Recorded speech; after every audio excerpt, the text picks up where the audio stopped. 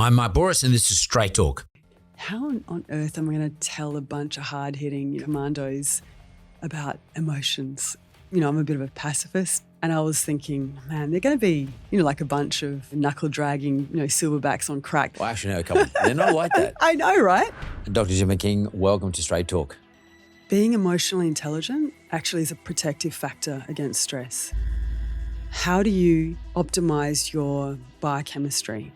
Cortisol just doesn't happen to affect people in battle. We're in battle every day. Cortisol really changes the lens with which you see the world. You become reactive, you become hypervigilant, have a bias for negativity. Stress is the worst time to make cognitive decisions. You really need to understand that what you bring into a meeting will be contagious. What is money to you then? A means to an end. It gets me what I think I need to get. And what do you need to get? I seek simplicity and peace of mind. Yeah. But I want to get back to you. Sorry, that's my human You can't help behaviourist. yourself. I know. Dr. Jemma King, welcome to Straight Talk. Thank you for having me. How's your voice? Well, I was just saying I sound like I've been on a heavy diet of whiskey and cigars. I haven't. I just went to the Austin Rodeo last night and there was an Australian bull rider there. It's in Texas, and you can imagine it was an incredible cultural experience with these, big ass hats and boots and, buckles. And yeah, it was really, and, American flags, and everybody stood up and sung, the national anthem, and they did a collective prayer, and it was really interesting. A collective prayer, that's cool. Yeah. You're a behavioural scientist. Yeah, turbo nerd, really. Yeah. And why did you choose to do your PhD and or I guess, or your thesis and whatever things you try to get published in human behaviour? Oh, I've always been fascinated by people. And I think that, I wanted to do medicine when I was, younger. And I just found myself reading psychology books for fun. And so I thought, what, I might as well do what I'm passionate about and I'm reading anyway. And thank God, because a lot of my friends who are in the medical fraternity, it's a really stressful job. It's a lot of responsibility. And mine, I don't have as much responsibility in my job, but I just love understanding the nexus between the brain and the body, and then how that, translates into behaviour, how you think about yourself, how you think about others in your vicinity, relationships, more broadly how you show up at work, and then more broadly how you show up in your community. I'm totally fascinated. So I see this as like concentric circles. So there's the physiology, then there's the, you with your, immediate people, work, community. And so I spend a lot of time researching it now. And my PhD, was around stress initially. I chose that subject because I was pretty stressed myself. I had 3 kids. I'd gone through a divorce, and I was like, oh my God, there must be a better way. This is really tough. And so I decided to study it. When you say stress, you're talking about the effects on our behaviour as a result of being stressed, or are you talking about the effects on our physical self? Both. So I started off actually in honours doing, just to go back, I did medical microbiology, immunology, then studied psychology, and then went to the business school in UQ and did business management. And then during my honours, I was looking at stress, and I knew that people were really not that honest, whether deliberately or unknowingly, about their stress states. Either they would underreport or catastrophize, or somewhere in between. And so I was really interested in getting a objective measure of stress. So then I looked at cortisol, which is the stress hormone, and then looking at immune function, IgA. And so in my studies within my honours, I looked at cyberbullying or cyber incivility and teamwork, and then, orchestrated these experiments where I got people to get stressed by getting ostracised or rejected, and then I tested their cortisol, and then I also tested their emotional intelligence. And then I went on to do my PhD. So my PhD was basically a preemptive approach to stress using biomarkers, and then using emotional intelligence principles as a moderator of stress. What was your finding. Novel finding. Being emotionally intelligent actually is a protective factor against stress. So therefore, okay, so then my obvious question to you is, what does emotional intelligent mean? You know, there's a big fight amongst academics, of course. You know, everyone holds on to their model like a religion. And so, you know, academics like to fight and say that my model's right and that one's not. So the one that I did in my PhD is out of Yale. And it's called we test it using the Mesquite, the Maya Salave Caruso Emotional Intelligence Test. And it is made up of 4 sub-factors. And so basically the first sub-factor is emotional perception. So that is looking at understanding and perceiving when emotions start to arise in yourself, sort of like when you start to feel your jaw clench, or you get tight in your chest, or, you know, those first instance indicators of stress. Or looking at the ability to see emotions in other people's faces, emotional perception, micro expressions, body language, vocal intonation, even atmospheric. So knowing like the emotions of a room or a group of people, lie detection. So that's the first factor.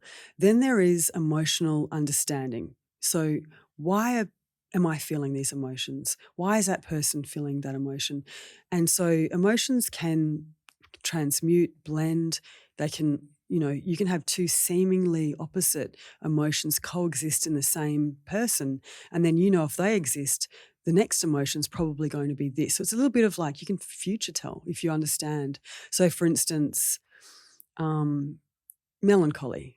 So you're looking at a picture of your much loved, gorgeous grandmother. You were at the beach that day. It was a happy time, but she's dead. So then you're feeling, you know, happy and sad at the same time, which turns into melancholy. And so once you get a good understanding of the different blends and how emotions work, it's very advantageous for many things. Do you mean a conscious understanding? Yeah. And then so the third component is emotional facilitation or use. So, okay, you saw it, you understand it. How are you going to use that emotion for the betterment of your goals, your team's goals, life goals? And so that would mean like, okay, I am going to orchestrate the meeting in a certain way. I'm going to, I don't know, use intonations in my voice a different way deliberately. I'm going to use certain words that I know will create an emotional evoke emotions in another person. As you know, data doesn't move people, emotions does. So just knowing how to use emotional data. Emotions are just data. They're signs from all of your physiology, and it's your interpretation of them mixed in with memory, your construct of the world, social conditioning, cultural conditioning. And that's how you know when or what to use what when. And then comes in the 4th component, which is emotional management. So this is managing emotions in yourself. So you can feel the heat rising, you can feel yourself getting agitated. Now's not the time because your boss doesn't want to hear it, or, you know, there's something bigger at play. Your child's sick, or even you know, you're in a team. So it's about managing emotions in others. So say you have to get through some very arduous, you know, like a bid proposal, and there's a lot of, you know, technical considerations. How do you regulate, motivate your team in an emotional way to get that thing done? So it's about self and other, and also more broadly like a system. Do you determine using this particular model from that university, I think it was Yale, yeah. To underpin your definition or your recognition of what emotional intelligence is, okay? Yeah. How did you then do the rest of your thesis? In other words, what was the point of arriving at that position? Yeah, really good question. Because, you know, there's a big debate about what's more important, emotional intelligence or IQ. I think they're both very important for success. But so I was at the University of Queensland, you know, and studying, you know, emotional intelligence and using, you know, cortisol testing. And the Australian Army came around and they were looking for research to fund. And I'm a bit of a pacifist. sort of little anti-war. And so people were saying, you should go and try out for this funding. And I'm like, no, I don't really want to work. It was a grant. Part of the PhD. Right, yeah. And so I was like, oh, I don't know if I want to do that. And they're like, cortisol testing is pretty expensive. And I was like, okay. And so there was like 250 students going for this money. And I thought, okay, I'll use my emotional intelligence to I don't know, set myself apart. So it's really funny that I found out who was interviewing from Defence, and he had a PhD in war history or something. So then I read all of his white papers, like not my field. And so when he'd seen all these students, and so then I walk in with my supervisor and sit down, and he's like, okay, what's your thesis? What are you studying? I said, before we start, I was just wondering, could you like explain this thing about this thing that you were like? And he's like, oh. And then he started, talked about himself for 45 minutes. And he's like, what's your research? And I said it was a preempt approach to stress using, biomarkers and using emotional intelligence training. He goes, I love it. I've suffered myself from mental health disruption. And then we walked out, and my supervisor was like, yes, that was so good. And then I went away. I didn't hear anything for ages. And I was like, I bombed that one for sure. I should have talked more about my research. And then I got this email saying that I'd won. And I was like, oh my God, now I actually have to go and work with Defence. And so through, a series of different serendipitous events, I ended up at the Australian Special Forces in Holsworthy down in Sydney. And so I don't know if you know about Australian Special Forces. There's like Special Operations Command, there's the SAS over in Perth, and there's commandos in Sydney. And they're like do a whole range of things, but they're more like the 6-man assault teams that do counterterrorism, very different, culturally quite different from when I was there. And so I had no idea what I was getting myself into. I didn't have no idea what these guys did. And I was thinking, man, they're going to be, like a bunch of, knuckle dragging, silverbacks on crack. They're like, you can just imagine the prototypical. Well, I actually know a couple. So yeah, they're not like that. I know, right? So then I get there and I'm like, oh, okay, this is different, and we IQ tested them for my research. IQ's up of 140, really smart guys. And they actually were the best students I've ever had. And I've lectured for years at unis. And so basically what I did 2 years of research. So we were looking at a preemptive approach to stress. So getting all of these tools into their vernacular, into their muscle memory, into their ecosystem. So then when things did go wrong, they already had these things available to them. And so what I did was I had a treatment and a control group. And so firstly, I thought I really need to understand this culture. So it was sort of like ethnographic research. I sort of immersed myself in this environment, really unusual environment for a female. There was hardly really no females there. And so then I spent a lot of time researching and talking to the guys who'd been to war, had seen a lot of combat. And I'm like, what do you do when you're stressed? And what is that? And then if that happens, like, what are you actually doing? And it was, for a lot of them, it was the first time that I'd actually been asked these questions and asked to introspect about, what was their methodology? I'm like, what went wrong? And what did you wish you knew?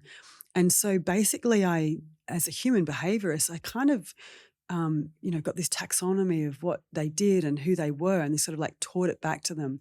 And so the really fascinating information came out of them. So I extracted it, I distilled it down, I put science behind it, and sort of, put the rationale. This is why you did this. This is why it worked. This is what it didn't work.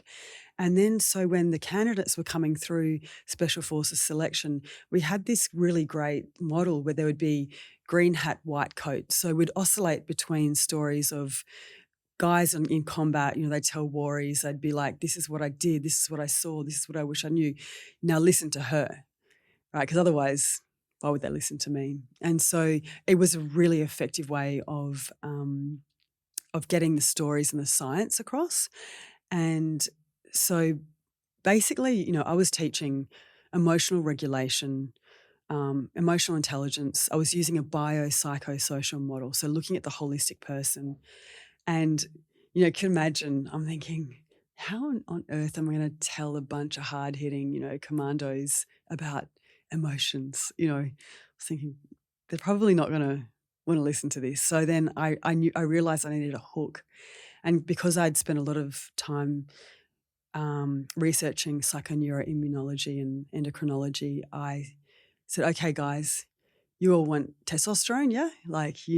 Testosterone is important for you, makes you faster, more aggressive, more dominant, bigger musculature, heavier bones. And they're like, yep, yep, yep. I said, so did you know that cortisol blocks testosterone? And they were like, and I'd give the science behind the evolutionary perspective. All my stuff was through an evolutionary lens. And I'm like, in other words, why? Yeah, the why. Genetically, why were we built that way? Why does it work best for us to block it? Oh yeah, so I call it the F switch. So from hunter-gatherer perspective, so we've been Homo sapiens for 250,000 years, which literally is a blink in an evolutionary scale. Like if you get a 12-hour clock, humanity, modern society is like a 4-second blip. So the better part of 250,000 years, humanity's lived in savannas of East Africa and clans where all of our physiology, our neuroarchitecture was very, very adaptive for the types of stresses that we were faced with back then. Threats of predation, cold, violence, those basic things. And so having high testosterone was really important in terms of being able to fight, forage, but also procreate. Now, if your brain detects high levels of cortisol, it thinks there's some pretty bad stuff going on. I need to enroll my fight or flight system, which is basically cortisol is a mechanism to release resources that you need to fight or flee, glycogen out of your liver into your bloodstream and all these biochemical cascades that just make you be able to run or fight. But also it shuts down your ability or even want to procreate, because if there's violence, something stressful going on, you're going to start want to have sex. You don't want to be shagging like rabbits, right? Yeah. So what happens is cholesterol comes in. It's quite complicated biochemistry, but it'll either go to testosterone, the sex hormones, or it'll go to the stress hormones, to cortisol. And so it's a switch. And so I'd say to the guys, okay, so if you don't control your cortisol, everything's going to shrink. They'd be like, what? and they're like, what's this emotional intelligence stuff you speak of? How do I stop this cortisol? And so then they became very interested in managing emotions and all the things that I spoke about that would help you drop your cortisol. So my whole, I suppose, narrative or thread that went through every single module I taught was, how do you optimize your biochemistry?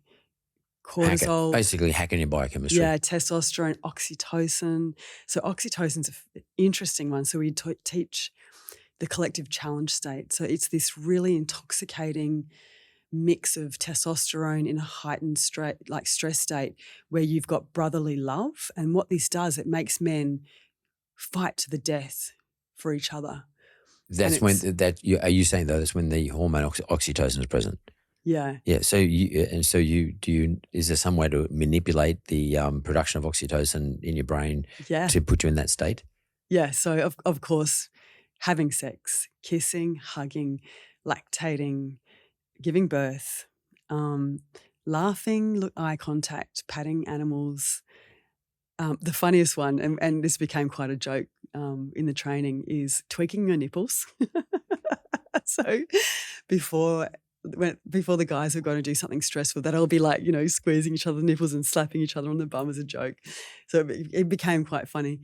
And so oxytocin is this incredible hormone. It is anti-anxiety, antidepressant. It increases wound healing. It makes you more generous. It makes you more trusting, more trustworthy. It increases cellular growth. It does make you jealous, though. Oh, really? Yeah. So it has this it has this pronounced in-out schema. So I will die for you, brother. I love you to death. I'll do anything for you. But those bastards over there, they can all die. So that's what it does. It gives you this real. So does MDMA have the same effect as oxytocin? No, I think that or what ecstasy? MDMA does, it hits the serotonin pathway, and so it's. I do believe it's like a serotonin reuptake inhibitor. So you've got more serotonin hanging in the So it's not between the oxytocin. synapses. It's not. No, but interesting to do that research because I know that when you are on it, like you It's love loving. everybody, Yeah. and there's some really I think they've just made it available for research, and I really am a strong proponent of MDMA in clinical trials under certain circumstances for for relationships, Yeah. for PTSD, for OCD. Like I really do believe it's a very worthwhile drug of research. Now, cortisol just doesn't happen to affect people in Everybody's battle. We're in battle every day. You need it, right? in You work. actually need cortisol. Yeah, and but cortisol can affect a stack of things. If it's sort of rushing around your system at 10 o'clock at night, you're not going to be able to get to sleep. Yep. Immune function, digestion, gut biome, So sleep. what do you say about that to somebody? So, I mean, you showed me these glasses here because you just got off a plane, and they're about sort of trying to set your circadian rhythm. But it's not just your circadian rhythm that'll stop you from sleeping or put you to sleep or help I've you go to got sleep. lists of things of what that will stop you from sleeping, things you don't even know. Yeah, so like let's say day's finished at work, had a rough day. All of a sudden, I get an email, a bank in the United States has gone broke. Yeah. And is this the start of the GFC, which I might have experienced? And, you're starting to imagine all the worst things. Mm-hmm. And you get stressed out. Humans are really amazing because we can imagine. We don't know what other animals can do that, but your brain cannot tell the difference between imagining and actually seeing. So I've got this great picture, and so they put someone in a scanner, an MRI, and they showed them a picture of a white bear, and their occipital lobe, their visual cortex, lit up. Then they said to that person, "Imagine a white bear," and similar region, the occipital cortex, visual cortex, lit up. And so when you're imagining all of those catastrophic events that could happen, your brain will activate your fight or flight system, even though you're sitting at a desk. There's no bear like trying to, tear your throat off. But your brain that's a very primitive system, and it has a better be safe than sorry policy. So it thinks, I'm thinking these things. I don't know if it's real or imagined. I better just produce some adrenaline and cortisol just in case. And that's got a 30-minute half-life. So if you're trying to go to bed and you're like, oh, go to sleep, and then 30 minutes later you're still like, oh, I go to sleep. It's a vicious So circle. 30-minute half-life means that at 30 minutes, half of that is still in your system and half's gone out of your system. Yeah. So you're saying that your brain will produce amount of cortisol and adrenaline as if it was happening in front of you. Yeah, as if someone was coming to steal your money, like literally, like with a knife or something. So what's okay? So, because I'm immediately thinking, should I get all my money out of this particular place and move it out of this bank to another bank? Or have I got my money in the Silicon Valley Bank? I've got to move it out of there to some other place. What's going to happen? I'm only going to get 50%. So you start to panic. Stress is the worst time to make cognitive decisions. If I've got cortisol running in my system, I'd imagine my genetic evolution, my system is such that my judgment becomes impaired with all this stuff racing around. Yeah. Really, all I'm able to do is take off that way Yeah. or wrestle the bear to the ground. Binary, yeah. Yes. Zeros and ones. Yeah. So it's okay. So are you asking me for financial advice? No. But I'm asking you, what do I do in this situation? So because my brain doesn't allow me to make good judgments. Absolutely, it really does. Cortisol really changes the lens with which you see the world. You become reactive, you become hypervigilant, you become have a bias for negativity, you become quite myopic in your thoughts, you become less generous, you're delay discounting, so your short term, like you know that delay discounting, do you want $100 now or do you want $150 tomorrow? That totally changed to become like I want to fix things now. And so it is really dangerous to make big decisions in that moment when you know that you're physiologically activated. So if your heart rate is over 100 beats per minute, you've gone into an amygdala hijack. Like you are not your access to your prefrontal cortex is diminished. So which is where all your smart stuff decision making gets done. That's your management system at the front. Yeah. And so there's no one answer for everyone. Like, so everyone experiences stress in a different way. It's dependent on your genetics, your intrauterine environment, how much stress your mum was under, your own blood glucose levels at that moment, how much sleep you've had, what you've eaten, and also the culmination of what other events have happened that day. So I've actually got a decision making, which I'm giving to the guys who I'm working with in the financial industry. Okay, before you make a big decision, these are the psychophysiological factors you should be aware of. Yeah, so you're monitoring stuff. No, yeah. So Heart rate, for example? have you been drinking? What's your heart rate? Have you had a good sleep? Have you had an argument with your partner? Have you exercised? What have you eaten? What are the high stakes? Like, who's going to hate you if this happens? So this What's matrix. the gravity of the decision? Yeah. What's the gravity of the event, I should say? Yeah. And so depending on like your history, because, your history really plays into it. And so you've gone through the GFC, so you would have some pretty big failure scars, and it'd be terrifying this for you, more so than someone who hadn't. Or maybe if you've come through it really well, you've got a little bit more resilience. Maybe you've kind of like, I've seen this before, I know I'll be fine. So that's why there's a difference. So just practically, if you're like freaking out, you literally should disengage from whatever you are doing, and you should look at something that you know that you're good at. So read something that so if you've written an article and you've got heaps of likes, just go and look at that again. Look at some kind of success factor in your life. And so what that does, it just sort of reminds you that you're not a terrible human being and, you're going to die. Connect, even if you've got this I hate people feeling at the moment, try and get some oxytocin into the system. It's the best cortisol antidote. Pat your dog. Do whatever you can to down-regulate that cortisol. Definitely do, if you can, run. But no more than 60 minutes. If you run more than 60 minutes, your cortisol will go up and your testosterone will stop. So you've got to, like, not all stress is equal. So if it's a mental stress, a physical stress, it's a social stress, it's a memory stress, what the protocol for that stress is different. So if it's a mental stress, maybe you should go and do a float. As in a float tank. Yeah. Yep. If you can meditate, do that. I'm actually really bad at it. If you like swimming, do that. Distract if you can, because if you say to your brain, don't think about that thing, what does your brain do? Yeah. Thinks about that thing. So what we have, if you're trying to go to sleep and you're really stressed, I have this thing called an ASTAD, an alternate slightly technical distracting activity, and you should have a bank of them next to your bed. So these are 5 things that your brain can go to stop you thinking about that big stressor. And there'll be things that should be relatively repetitive, will not evoke emotions, and something that makes you feel good. So cooking your favourite meal, doing your yoga asanas, visualising your running track, visualising out on your surfboard, and then you have them listed down. So one of my favourites is, imagine if you won $500 million, who would you secretly help, right? And so that's the one I go to if I'm really sort of like activated. And so you need to have a set basket of safe thoughts ready to go to distract you from that fear. And you've got to look, if you've got a wearable, make sure your heart rate's gone down under 100 beats per minute.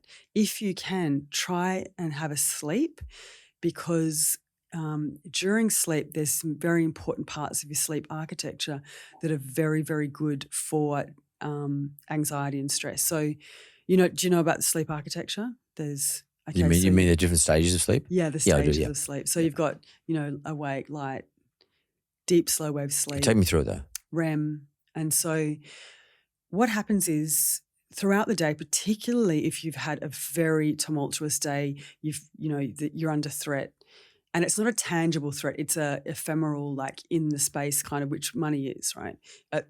It's not like in your hands. Yeah.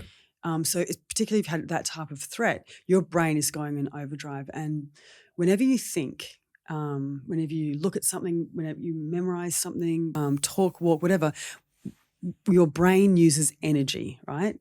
And so your brain lives on glucose and some other fats if you're fat adapted. But so in the process of your brain accessing energy, you have something called an explosion with adenosine triphosphate. Do you know ATP? It goes. Yep. Okay, so the phosphate bond comes off, creates the energy. And what's left behind is the metabolic byproduct of thinking, which is adenosine. Have you heard about this? Yep. Yeah, you know this? Yeah. And so adenosine, we know, gives you an impending sense of doom. Like it makes you feel terrible. And we'll, if we feel terrible, obviously post-rationalise it, go, oh, it must be my wife, my dog, my job, my money, my whatever. You find something to blame. Yeah, but you actually have just got this product, and we know that it makes you have an impending sense of doom because it's used as a medication for tachycardia. And when doctors administer it, they have to hold people's hands and say, "No, you're not going to die. You're okay. It's just the adenosine." And there's only one way to get rid of adenosine. Do you know how? Tell me. Deep, slow wave sleep. Yeah, because something gets released from your spinal column. Yeah, so the cerebrospinal fluid. Yeah. And, but you don't get it unless you've been asleep for a while. Yeah, well, you've got to get that 90-minute sleep cycle. And so it's really important to have that. People may sleep, but they may not hit deep, slow wave sleep. That's why I'm really into wearables. Anyway, and then there's REM sleep, rapid eye movement, and that's when you dream. But this is when you consolidate memories and then you make sense of emotional data throughout the day. But what people often don't know, it's the forgetting component of your sleep. There's a heap of crap that happens during the day you don't need to remember. And if you don't have that REM sleep, it's like the defrag of your brain. It's like sleep, keep, delete, keep. And if you don't hit that, you feel very, very anxious. And this is particularly why alcohol makes you get anxiety, because alcohol pushes off REM sleep.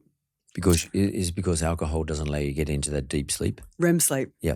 Yeah. And so it pushes off the REM sleep, then it pushes off the deep slow wave sleep. So you wake up, haven't cleared the adenosine, it's double whammy, and you've still got all these memories you should have shelved, like, oh my God, did I say that last night? And so if you are going to have to make a big decision, I really recommend like a 90-minute nap. You know the science of napping? Yep. Like do not nap for more than 20 minutes or... I try not to sleep more than 30 minutes, if it's during the day. Yeah, well, 30 minutes is cutting it close. You can end up waking up in deep slow wave sleep where you get sleep inertia and you feel like you've been hit by a bus for 3 hours. I feel like then I've got to have a coffee or something, and that's the worst thing I can do because it's the mid-afternoon. Well, coffee blocks adenosine. It's a very similar molecular structure. But so going back to your point, what do? Try to do something physical to get rid of the biochemistry of stress. Connect, read success statements, try and remind yourself of all the things you've done. I've seen this before. Write a letter to your younger self, giving them advice on what they should do if they ever see this. This is a really interesting science. So by giving another advice, you actually trick your brain into thinking that you have the resources and the capacity to get through this, even though you're like, I have no idea what I'm going to do. Just by the essence of pretending that you're in the teacher's mindset will actually make you think, you know what, I've got this. And then if you write this to a younger self or you pretending you're writing to a mentor, it really does downregulate your cortisol. So that's another strategy. Write an advice letter to someone else. Or to your younger self. Yeah. Avoid a lot of alcohol. I mean... Does that mean any alcohol? Well, yeah, this is a really good question because I love red wine and people say to me, how much is too much? And this is why I love biometric capture devices, because they will tell you that that you wake up in the morning like, yeah, that was too much. And it's very much predicated on your ancestry. So you know the story about who can handle alcohol and who can't? Do you know this? No, tell me that. Yeah, so... Irish, English, Scottish, Welsh, the water supply, back, a long time ago in the Middle Ages was terrible, deplorable, full of bacteria. And so all the babies were dying. And some really clever person realised that if you fed babies beer, most of them didn't die because of the fermentation process. You had to heat it up. That would kill some of the bacteria, and the little bit of alcohol would also kill some of the bacteria. But those babies that couldn't methylate the alcohol, they were the ones that died. So literally you've got Darwinian development right there in front of you, genetics, coming through. So anyone who's of Irish, British extraction, my genes, you can handle your alcohol. Where if you have come from a society where you didn't have a lot of exposure. Asian, for example. Yeah, Asia get the flushing, you don't have the enzyme. Indigenous, Pima Indians, like they just don't have the enzymatic processes within their systems to process alcohol. So this is why it's really important for you to be intuitive about A, what you eat, and B, what you drink. And different types of alcohol will actually have a different outcome. So I know what I can drink. I can drink margaritas, vitamin C. I can drink red wine, and I can drink rum. Anything with sugar sets off, and I'm really into gut biome research at the moment, doing a project at the moment. And I know that if you have alcohol that has a higher sugar content, that will just add to your hangover and mental fogginess the next day. So it's individualized, this to answer your question. So, but how does someone know this? I mean, so I guess what you're sort of saying here is that it's important to understand what your advantages are and what your disadvantages are. Mm-hmm. And that largely depends on, in the case of alcohol, for example, where your genetics originate from. Yeah, and how much you practiced as well. and how much practice and therefore physically know what the effects are. But it's about noting these things and understanding this sort of stuff. But then it's about understanding your emotions, and probably more importantly, what causes these feelings, these emotional feelings. Yeah, attending to it, just knowing it's a thing. And then the next thing is about how do I hack into it, manage it. What you're saying here is understand your physiology, know your limitations, be intuitive about what you put into your body, and how you sleep, how you eat, how you all those things that you ingest. Have something. And can I function on this? Yep. Don't worry about it. Go ahead. I can't. No, we'll just avoid that. And actually, you've got to also be careful for women at different times of their cycle. Their tolerances for food and alcohol changes. And also if you're on anti-inflammatories, Panadol, that also changes. And also how much sleep you've had and how much sugar you've got in your system. So just be really intuitive about those things. And then, understanding your emotional world, that it's really important because emotions do affect your decision-making processes. And also what's really interesting, which I love looking into a lot at the moment, is chemo signaling. Have you heard about this? No. Yeah, so have you ever walked into a room and you've gone, whoa, something's gone on in this room. I can just feel it in the air. Yeah, and you think it's your gut instinct. Well, we know now that there are lots of receptors in your paranasal sinuses, and also just found on your skin that detect the chemo scent of those in your close vicinity.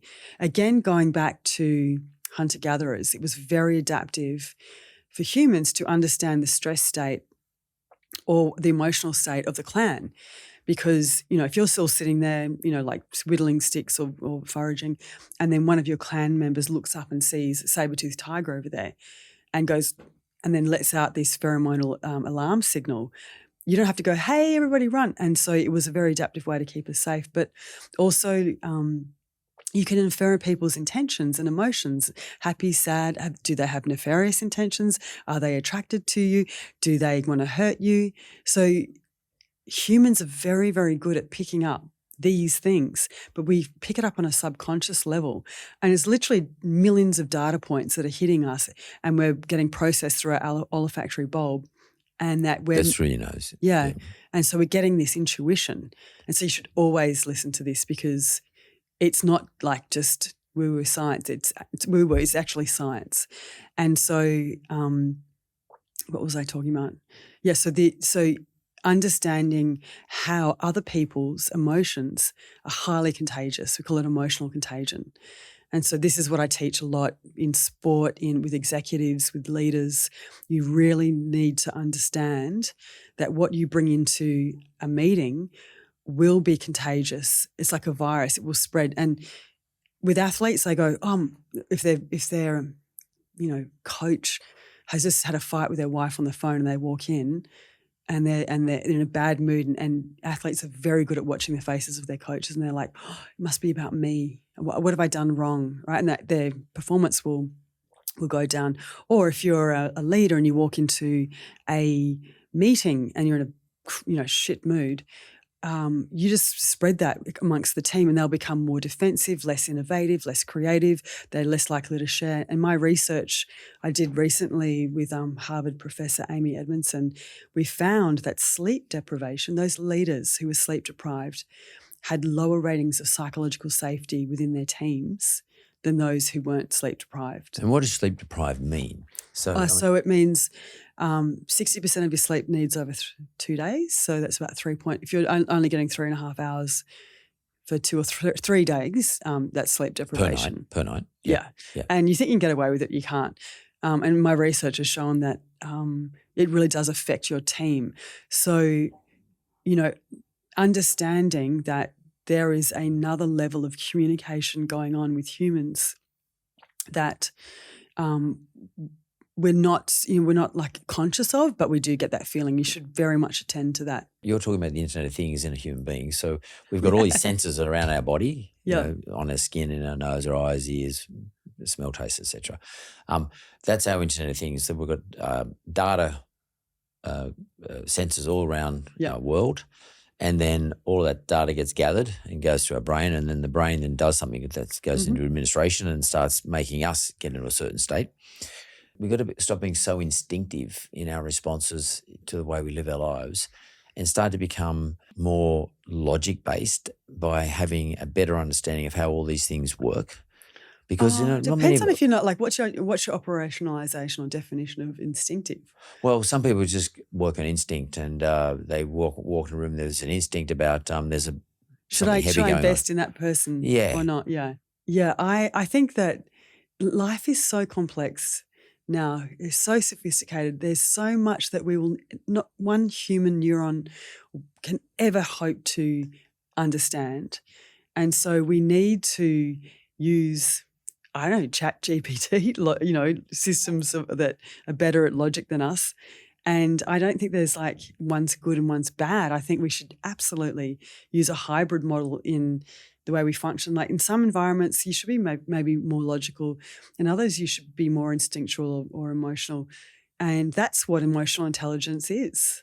That's what it is. Is emotional intelligence, though, understanding what your emotions are telling you? Or it's like today's not the day to be using like purely emotional data. Today I actually need to look at some spreadsheets, That's what emotional intelligence is, knowing the value of it, that, where's the assets? Where is the most advantageous line of inspection? To some extent, like Instagram and all the organisations, they're always playing with our emotional intelligence to some extent. In that, A/B testing us all the time. All the time, and they're feeding us what we need to see. I think it's bad. Like I say to my teenage kids, they'll come out with something. I'm like, oh my God, what algorithm have you hit? Like, come on, get off that one. Yeah, in the case of your teenage kids, arming them up with the logic of how they're living their lives. Yeah. So that, like, giving them proper understanding in a sort of nearly mathematical sense, how your brain and body interact in relation to things that you might be reading. And because for me, Facebook, Instagram, all those things, their game is to understand you as a user better than you understand yourself. Yep. And to nudge you into places they want you to go and starve you. They'll predict your behaviour even before you know you're going to do it. And it's quite terrifying. Feed you what they think you need. Yeah. And starve you what you don't need. Yeah. Which means you don't get a chance to see anything broader than what you need. Yeah, that's precisely why I like I was in the States and I was watching Fox News one morning and then CNN the next morning. Just to stuff them up. Just because I mean the opposite ends of the spectrum. Absolute opposite ends of this, and it was like diabolically, like so different, diametrically opposed to like these truths. Was just insane. Neither one of them's the truth. Fox News was pretty whack. I was listening to Sean Hannity. It's frightening. There's we are post-truth age. Like, it doesn't exist, and there's just absolutely no way for us to, I think, feel safe that what we're being told is true. And is this a reason why People don't trust governments. Oh, But there's a breakdown of trust in all institutions, religious institutions, academic institutions, governments, even doctors now. Like, do you know, remember before, like, you know, our parents or like in the 50s, like you always respected the priest, the teacher, the politician, or whatever. And like, the doctor down the road. All the doctors. And the chemist. Yeah, like you really respected them like it was God's word. But now, like my generation, they're highly skeptical and highly suspicious of everything because, you know, everyone's just been lied to so much. Given that is the case, and I think I agree with you, it is the case. I feel that about just about every one of those categories you mentioned. But I think I've always been a bit of a skeptic, generally speaking, because that's my thing. I'm anti-authority generally. Yeah. But how do you? Why? Why am are you I? anti? Yeah. I actually don't know the answer to that. I just don't like authority. I don't like people telling me what to do. How come? I don't know why. I've never sat down and examined it. How come? That'd be really interesting to think about. I get better outcomes when I'm anti-authority. I get better reward. How do you know? Have you been have you respected authority? I have also, but I have been through the process of playing the game, so to speak. Yeah. And I've worked in those environments where I am a compliance person. Yeah. Interpreting the law, to comply with the rules set by Parliament, which is written by politicians who are reacting to social environments. Yeah. I've been in all categories. Yeah. And I've, a bit like you, I watch CNN 1 minute, I listen to the ABC 1 minute, I'll listen to Sky News in the next minute. You know, like I'll listen to, but I prefer to play the game. I'm actually exploring all these things. Like what do you, like so 1 minute I can be representing, 1 minute I can be representing when I was younger, somebody doing something completely compliant. And then the next minute I can be representing someone who's completely non-compliant. And I enjoyed both. Yeah. I enjoyed playing in both and seeing how both operated. Yeah. 1 minute it could be Alan Bond, for those people who know Alan Bond. Yeah. Who was he got results by being non-compliant. Then 5 minutes later, I could be representing an institution who's, compliant. Totally compliant. Mm-hmm. It could be a government institution. And then, or it could be the police department. But at the end of the day, to me, they're all the same. Well, what motivates you, do you think? Because I know I enjoy playing around in the fictions of the world. So everything's a fiction. Everything's invented as a fiction. Everything is fiction. So everything's someone made up? Yeah. Yeah. Pretty much everything. There are some basic things. Laws like gravity. Yeah. Newton's laws, 3 laws, all those sorts of laws, those physics laws. But to me, they're the only real rules that make sense to me. Mathematical rules make sense to me. But everything else to me in a qualitative sense, in a humanity sense, is probably a fiction. And therefore I enjoy looking at all the fictions. So do you enjoy being surprised that your worldview has been skewed? No, I rarely get surprised. Oh, really? I rarely get surprised. I'm a lot older than you, so maybe when I was younger, I did. That's sad because surprise is so like. Yeah, no, surprise and delight is really important function. I mean, but I rarely get surprised anymore. Yeah. Mainly because those things that I'm interested in, I rarely get surprised about. There would be things that I'm not interested in or I have no area of exposure to, which I probably would get surprised, but I don't play in those areas. I just tend to stick in my various lanes. So you never surprise yourself anymore? No, I haven't been surprised by yourself for a long time. Yeah. Wow. So because I probably have, I only have a certain amount of capacity in time, mental capacity, etc. So I choose maybe 10 streams. I'm not limited. I don't have 2 or 3 streams. I have quite a number of streams that I find interesting, but that's all I got time for. Yep. So I play in those 10 streams because I'm a student of every stream. Yeah. Well, what motivates you to choose those streams? Like what? Motivates me is just to continually underpin in my mind the fiction of life. Underpin the fiction of life. How everything is a fiction. How everything is something we've developed neurologically to believe to be the story that. How is that helpful for your listeners, do you think? Well, I don't play that game with my listeners. That's me. Oh, okay, yeah. That's not me. My listeners are here to listen to you. And my game with you is to hear what you've got to say. But is it a luxury though, do you think, to think that life's a game? Like when you've got a massive mortgage, you're a single mum, you've got a, base pay job, your kids are sick, like, That's a is shocker. that an indulgence to then say, oh, it's all a game? No, I don't say that to anybody. Yeah. I'm answering that to you. You're asking me that as a behavioural scientist, and I'm being honest to you about it because that's what I believe. But I wouldn't say that to somebody else because that's irresponsible for me to say that to them because that's not reflecting on how they're feeling. Yeah. And they don't think it's a game. To them, it's life and death or whatever. It's major. And in fact, recently I put out a post talking about that, how I've experienced these things in the past where you have to sell your house and tell your wife or your husband, and you've got 4 kids in my case, and you have to go through these things. And how did you cope with it? I'd love to hear what happened. Yeah, I was younger then, but what did you do? How did you feel? Sold. How did I feel? Dreadful for a minute. And who did you feel like you most disappointed at that time? My family, my wife and my children. Yeah. Yeah. So not so much yourself, but it was your kids. I didn't care about myself that much. Mm. No, it's more them. But I was more concerned about them, how they felt. But also I was pretty sure I could rebuild.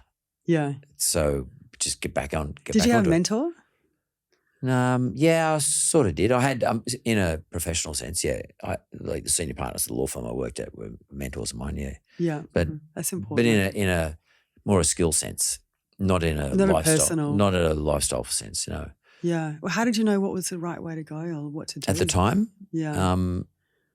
As I'm a student of what I do, so I took the view that it's time to sell now because it's going to get worse, which it did. Sell now, get out now. Get rid of the interest rate stress, repayment stress. Yeah. And in those days, it was okay. Go and rent something. So you were flexible, well, agile. It'd be different today because it might be harder to rent. You might be getting into a worse trap. You might not be able to rent. You could rent then. But I made decisions based on the parameters that existed at the time. Yeah.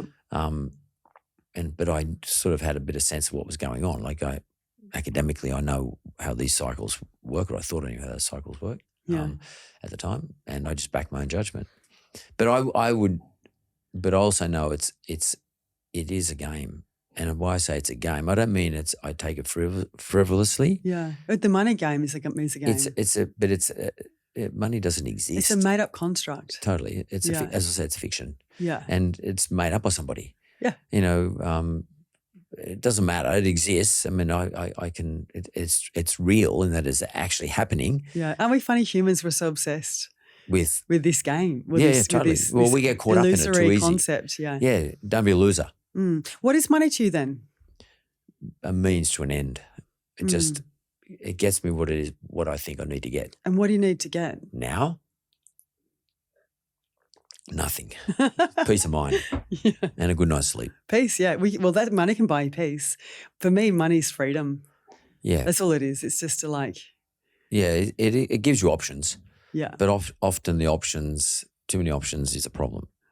Yes. And if you've got a boat and house and cars, you've got to insure that stuff. You've got to look after it. But you've got to manage it. And you've got to use it. And you've got 2 houses. You've got to think which house should I stay in? Oh, hang on, I'm not using that one. And should I rent it? Okay, I'm going to rent it. Then there's a problem with it. So it gives you options, but look. So you're going back to simplicity, you think? Yeah. Peace. I don't have a simple life, but I seek a simple life. I seek simplicity and peace of mind. Yeah. As you get older, that's my thing. I seek simplicity and peace of mind. In other words, not too many aggravations, not too many things to worry about. When you were 30, could you imagine these words coming out of your mouth? When I was 30? Yeah. No, in 30 I was ambitious in reflecting on what I didn't have and what I wanted to get and what others had. Were you like more about deficit driven or passion driven back then? I don't want to lose? Probably between 20 and 30, more deficit driven. Yeah. Interesting question. After that, more about what I wanted to have as opposed to what I didn't have. I was scared of losing. Yeah. Yeah. I've been through different phases. I mean, I often explain to people the concept of hard work. And for me, the concept of hard work was, when I first started working, was driven by monkey see, monkey do. My father worked hard, my mother worked hard, therefore I work hard. Yeah. That's what you do. Yeah. After a certain period of time, I realized hard work gave you reward. So I wasn't working hard just for the sake of working hard, because that's what I always saw. I was working hard because it was about reward. I could get myself that Mercedes-Benz, that BMW. The harder work, the more expensive things I could get, holidays, houses, blah, blah, blah. We're lucky we live in this formula in Australia where work in equals output out. Not every society has that. No, I'm obviously only talking about my specific society. Yeah. And then, you know, I could have been in some part of India at that period of time where North the Korea. harder I work, I get nothing. I just get a bag of rice. Yeah. And then finally I worked out now I work hard because I can. You can? Or do you love it? I respect it. Yeah. I honour the fact that I have the capacity to work hard. I got friends who've had strokes, dead, cancer, heart attacks, drug addicts, criminals in jail who can't do what I do. So to me, It's a great privilege. it's a privilege. So exercise it and make use of it. And that's the thing. So they're the different stages I've been through in my life. So to answer your question. But I want to get back to you. Sorry, it's my human You can't help behaviourist. yourself. I know. Yeah. So I was going to ask, how's your relationship with your mother? well, my mother's was great. She's passed away, I'm sorry to hear. but she died from M&D. But They should be proud of you think? oh yeah, my parents Oh, unbelievably proud because they probably lived through me a bit, and my brother and my sister. Yeah, yeah. vicariously. Yeah, but not in an evil sort of sinister way. Yeah, It's it's not a sort proud of way. like it's not that sort of. You're the golden boy? I was the eldest of the family, yeah. So so I was the first to do all these things. But my brother and sister have gone along, done exactly the same stuff. But it's an interesting thing you talk about sleep because that you raised my mother. My mother died at 87, a couple of years ago. She died from motor neurone disease, but she never had any symptoms. And my mother's Irish background, and motor neurone disease is a heavily genetically can be genetically acquired. Got Irish in my blood too. And one person island per day gets diagnosed with motor neurone disease. They don't know what Gut biome maybe? It's the BMC. When I took it to the BMC Brain Mind Centre, they were telling me that some of the things they discovered was it can be offset off with alcohol. My mother didn't drink, but a lot of Irish people drink. Thank God. The second one, it can be set off by any form of poison, like you could have been subject to chemotherapy or something like that. So it's those sorts of things. I didn't. So you're not offset, like it actually instigates actuated when you've got a genetic disposition for it. So in other words, it's been genetically. Is it like genetics loads the gun and your environment pulls the trigger? Correct. Yeah. So and there are there's 100 tests Factors that they do and that they've seen that are correlated to MND in your bloodstream. Wow. And are you worried? no, I've had it tested, so I'm okay. Okay. I have none of them. Oh, because my father's Greek, so I must have got more of that part of it. But those things can stay dormant in your system forever. Yeah. But there are things that will set it off. Yeah. Yeah. And I often thought about my mother, and it's interesting you should say about sleep. My mother was a chronically bad sleeper. Really? Chronically. How come? Well, we never knew, and Mum wouldn't get it tested, and but she was like she'd go to bed at 10 o'clock at night, but she'd be up at 1. Maybe she had that 12. gene, DEC2 gene. It's like I think it's 4 in 100,000 people, and you only sleep like 3 or 4 hours a night. Yeah, and that's and she would do that for about 6 nights in a row, and then What would she do when she was up? Watch television, did all the things that she thought would work, make hot chocolate and stuff like that. And I always wondered to myself, like you were saying before, when you get into that deep sleep, MND, I wondered, people who get things like Alzheimer's disease and dementia as well, I wonder if it's because they haven't had enough and they drink a lot, they don't have a chance to clear the debris in their brain. And I don't know if there's any studies on this.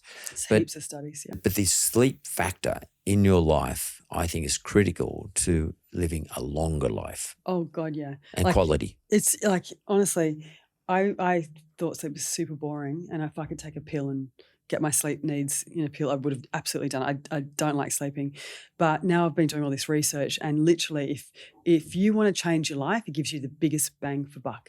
It's the most free, democratically available, most effective performance-enhancing activity that you can do. And it's unbelievably potent. And what is most potent is sleep consistency. So if you can't get much sleep, because a lot of people can't get much sleep, right? It's just you got kids, you got work. So if you're going to do anything, at least try and get to bed within a 15-minute window. Don't go to bed one night, 10 one night, 2 one night, 8 one night. Make it 11:30 every night. Yep. And it will literally change your life, because, you know, every little clock and every cell in your body wants to know what's up, right? It's like you've got to, as Matthew Walker says, you've got to sleep like you're landing a plane. So there's these biochemical processes that need to get into play before you can hit your body core temperature needs to drop 2 degrees to get into deep sleep. So lots of food things can mess with sleep. Like MSG, I think this is a really, really under-known sleep disruptor. It gives you terrible nightmares. And it does it to me, which is why I don't eat certain types of foods. Yeah, and it's in everything. It's not just by the Chinese food. No, it's in not just Mexican, Italian. It's in pizza. Like I had Domino's pizza the other day, and I could not sleep. I had crazy dreams, and I woke up just like feeling terrible. So if I've got a big day, I make sure I've got nothing with sauce on it, nothing packaged, and nothing, no takeout. I just clean eat. And so would you say, to have your best life then, that you sort of have a little bit, it can end up being a bit of a boring or regulated environment, no? Because I don't get me wrong, be, but I totally. You know, you eat at a certain time of night. You eat a certain type of food at night. You down-regulate yourself between that point and the time you go to bed. You try to go to bed the same time every night.